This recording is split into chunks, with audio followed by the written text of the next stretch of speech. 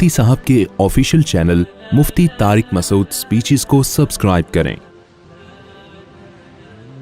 مفتی صاحب، ابھی جو آپ نے عامل کا ایک مسئلہ بتایا کہ بزرگ سے شادی کر لی جادو کا بول کے، میرے ساتھ بھی مسئلہ چل رہا ہے۔ ایک ڈاکٹر ہیں، وہ کہتے ہیں کہ بزرگ جن حاضر ہوتے ہیں ان کے ہاں، اور انہوں نے کہا کہ میری اہلیہ پر کوئی اثرات ہیں یا ان کی بڑی جٹھانی جادو کروا رہی ہے، تبھی انہوں نے تمہارا گھر برباد کیا ہے جب سے۔ اور وہ ڈاکٹر موبائل پر بھی رابطہ کرنے لگے ہیں، اور جب سے میں نے یہ دیکھا ہے میں سختی سے منع کر دیا اور وہ میری دشمن بن گئی ہے۔ اپنی بیگم کو بچا کے رکھیں اس روحانی ڈاکٹر سے۔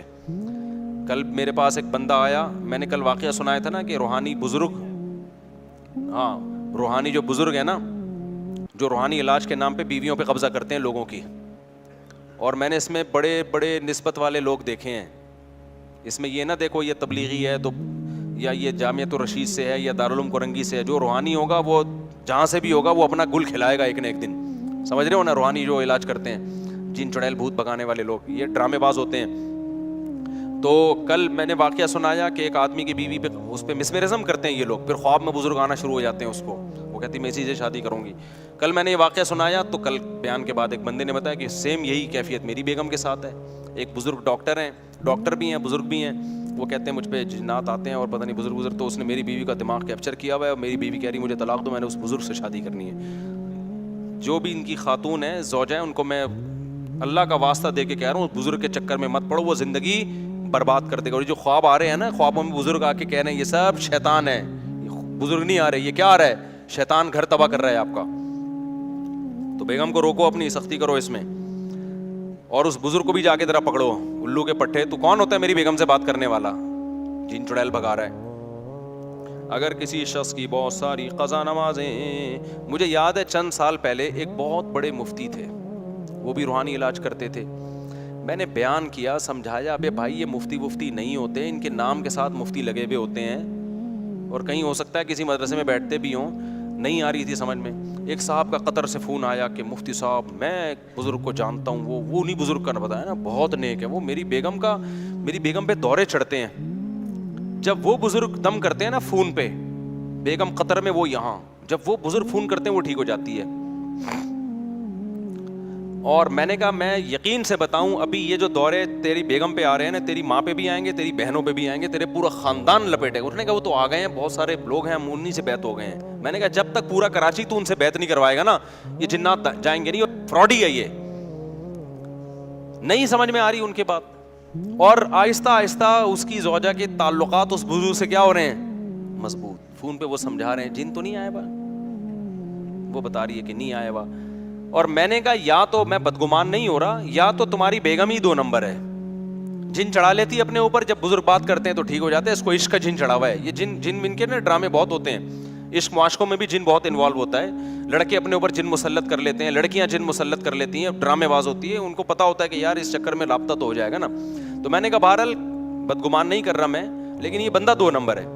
ایک دن کیا ہوا، اس کی بیوی پہ جن آیا ہوا تھا، اس نے مجھے رات کو 4 بجے فون کیا۔ میں نے اس کو سختی سے منع کیا، تیری بیوی پہ چڑیل آئے، جن آئے، بھوت آئے، تو نے کسی عامل سے رابطہ نہیں کرنا، مر جائے یہ دماغ میں رکھ لے کہ مر جائے، میں روحانی علاج نہیں کراؤں گا اس کا ان عاملوں سے۔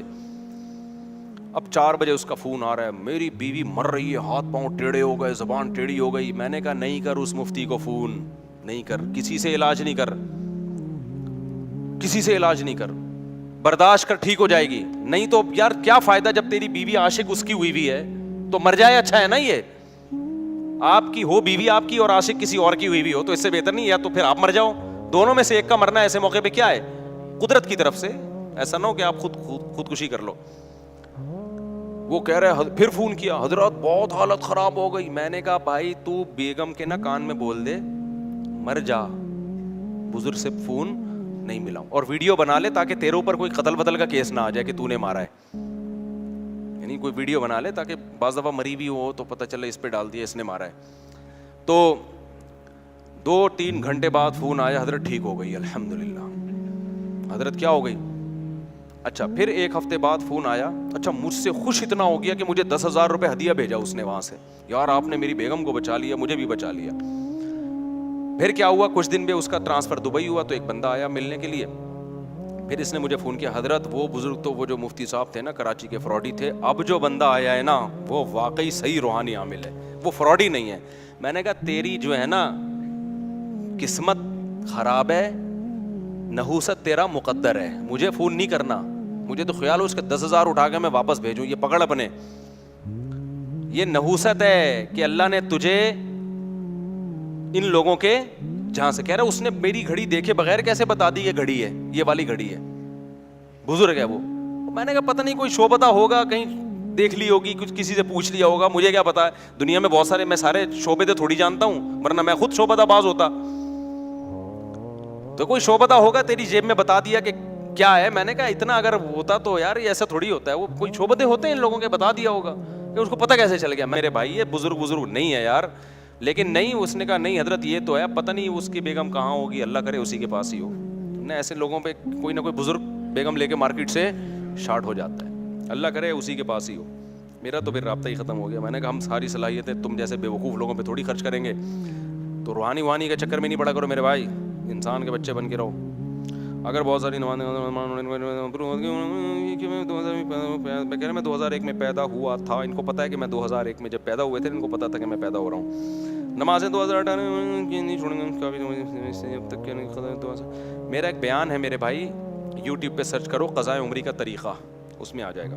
مفتی صاحب اگر کوئی لڑکا کسی لڑکی کو پسند کرتا ہے تو وہ اس سے کس طرح بات کر سکتا ہے؟ خاندانی لڑکی ہے تو اس کے ابا سے بات کرو, ڈائریکٹ اس سے بات نہ کرو. اور اگر تھوڑا لبرل خاندان کی ہے, تھوڑے آزاد خیال لوگ ہیں, تو ڈائریکٹ اس کو میسج بھیج دو, چھچور بنا نہ کرو, دوستیاں مت لگاؤ, بولے میں آپ سے شادی کرنا چاہتا ہوں, اس سلسلے میں آپ کے ابا سے بات کرنا چاہتا ہوں. انسان کی بچی ہوگی, اچھا یا تو انکار کرے گی یا بول دے گی کہ میرے ابا سے بات کریں.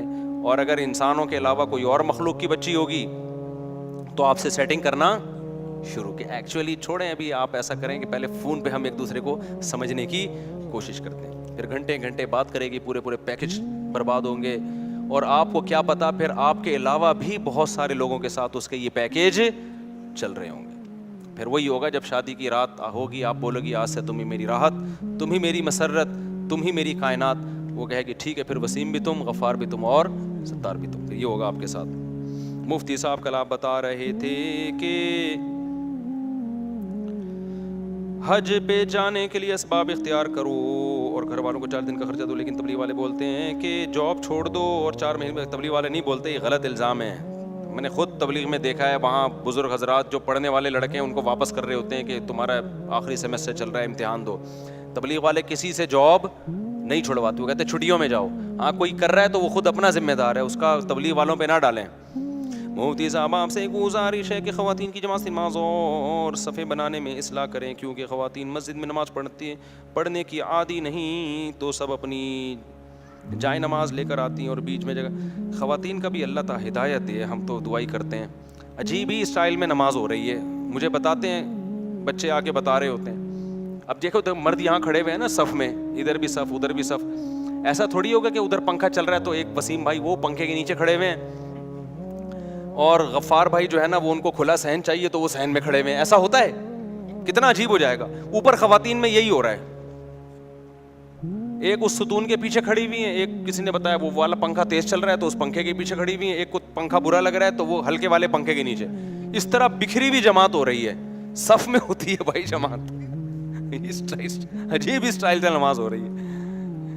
تو کئی دفعہ اعلان بھی کیا ہے کہ جو خواتین تراویح پڑھنے آ رہی ہیں صف بنائیں, اگر کہیں پنکھا نہیں ہے تو انتظامیہ کو بتائیں, وہ پنکھا لگا دیں گے وہاں پہ. لیکن یہ نہیں ہوتا کہ پنکھا وہاں ہے صف یہاں ہے تو پنکھا صف چھوڑ کے کہاں کھڑے ہو رہے ہیں. اگر صف کے بغیر ہی نماز پڑھنی ہے تو پھر گھر میں پنکھے کے نیچے پڑھ لو نا نماز بھائی جا کے. تو یہ عجیب حساب کتاب ہے. صف میں نماز تو ہو جائے گی مسجد میں کہیں سے بھی, لیکن یہ سنت کے خلاف ہے, صف میں کھڑا ہونا پڑے گا. اگر کسی شخص کی کافی سال ہوگی, ہو گیا بھائی. روزہ اور نماز کس عمر میں فرض ہوتی ہے؟ بلوغت کے بعد. لڑکی کی بلوغت ہے فرسٹ ٹائم مینسز آنا شروع ہو جائیں, لڑکے کی بلوغت ہے پہلی دفعہ اس کو نائٹ فال ہو جائے, احتلام ہو جائے, تو وہاں سے وہ بالغ سمجھا جائے گا. اور اگر مینسز نہیں آتے کسی عورت کو یا مرد کو, احتلام نہیں ہوتا, تو پھر 15 جب اسلامی لحاظ سے 15 سال کا ہو جائے گا, یا ہو جائے گی تو بالغ سمجھے جائیں گے یہ دونوں. کیا استخارہ کرنے کی عمر؟ استخارہ کرنے کی کوئی عمر نہیں ہوتی. استخارہ کا بھی ایک طریقہ ہے جائز اور ایک ناجائز, دونوں میں نے گوگل پہ ڈالے ہوئے ہیں, وہاں دیکھ لینا. سبحانک اللہم وبحمدک اشہد ان لا الہ الا انت استغفرک. حضرت مجھے اجازت ہے, میں آپ لوگ سے مصافحہ کر لیتا ہوں, کوئی کام تو نہیں ہے نا؟